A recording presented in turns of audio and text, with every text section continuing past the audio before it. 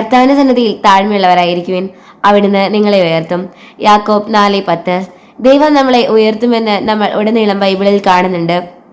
വിശ്വാസത്തെ യഥാർത്ഥത്തിൽ അനുഗമിക്കുന്ന എല്ലാവരും അത് സാക്ഷ്യപ്പെടുത്തുന്നത് അതിന് തങ്ങളുടെ ജീവിതം കൊണ്ടാണ്.